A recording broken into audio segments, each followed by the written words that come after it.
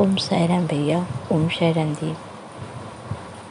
दीदी, मुझे आपसे जुड़े 1 साल होने वाले हैं और मैं अपना ये फर्स्ट अनुभव आप लोगों को बताना चाहती हूँ।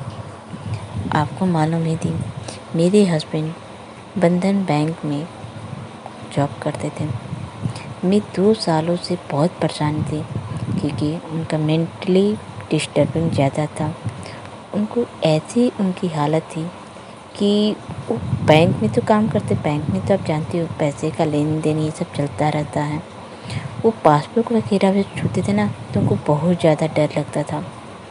वो घर पे भी आते थे तो किसी से बात नहीं करते थे। हमें बहुत दुख होता था। एक बच्चा भी था, उससे भी ढंग से बात नहीं करते थे। डर नाम उनके ऊपर एकदम हावी हो गया था। वो बार बार हमसे यही बोल रहे थे कि अब मैं जॉब छोड़ दूँगा, अब मैं जॉब नहीं कर पाऊँगा। मैंने हर तरह से पूरी कोशिश की।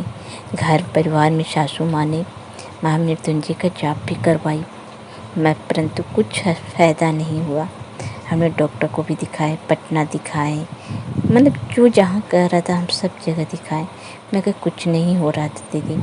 मगर जानती होती, जब मुझे आपके बारे में किसी ने बताया और जब मैं आपसे बात की, मैंने रो रो कर आपसे बोली थी, आपसे बात की थी, क्योंकि मैं जीने की उम्मीद ही छोड़ दी थी। ऐसा लग रहा था कि मेरा घर पूरी तरह से बिखर जाएगा, हम कहाँ जाएंगे, न घर है न जॉब रहेगा, हस्बैंड का ऐसा स्थिति है।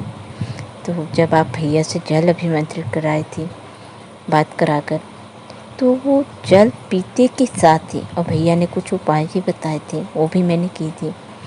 मेरे हस्बैंड के अंदर इतने बदलाव आए धीरे धीरे करके को, वो हम क्या ही बताएं। 15 दिन के अंदर वो काफ़ी अच्छे हो गए और आज की डेट में वो पूरी तरह से अच्छे हो गए हैं और मन लगा कर काम कर रहे हैं, अच्छे से काम कर रहे हैं। और दी, आपको मालूम है, मैंने आपसे एक और अर्जी लगाई थी। मेरी सासू माँ की तबीयत ख़राब थी, उनको हॉस्पिटल में एडमिट की थी और इधर मेरे हस्बैंड का फ़ोन आया कि मैं जॉब को रिजाइन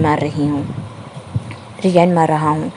तो मैंने बोली कि सिर्फ मुझे आधा घंटा दीजिए, क्योंकि मुझे भैया पर विश्वास और भरोसा था। वो यहाँ तक बोले कि आधा घंटा में क्या होने वाला है। मैं बोले कि आधा घंटा में बहुत कुछ होने वाला है, बस मुझे आधा घंटा दीजिए। अगर आपको रिजाइन मारना है तब बाद में मारिएगा, अभी मत मारिएगा। मैंने दीदी उस समय भी आपसे बात की थी। पहले तो सासू माँ के बारे में बात की और कुछ देर के बाद मैंने अपने हस्बैंड के बारे में बात की थी।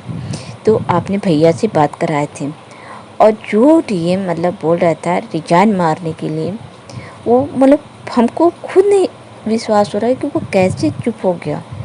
फिर वो रिजाइन भी नहीं मांगा और मेरे हस्बैंड ने रिजाइन भी नहीं दी, यहाँ तक उनका प्रमोशन भी हो गया।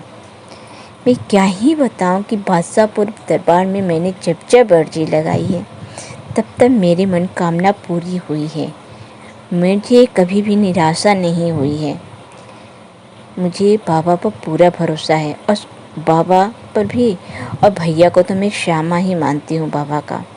और दी, आप और भैया जो करते हैं लोगों के लिए, शायद वो आज की डेट में शायद ही कोई ऐसा बंदा होगा जो निस्वार्थ भाव से कर पाएगा।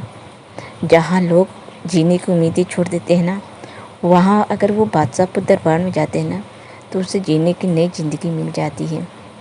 बस मैं तो यही मानती हूँ दी। आप जानते हो, जब कोई भी प्रॉब्लम आती है ना तो अब मुझे टेंशन नहीं होता है, क्योंकि मुझे ऐसा लगता है कि है ना भैया है, अगर प्रॉब्लम आएगी तो भैया और बाबा दोनों ही सब सही कर देंगे।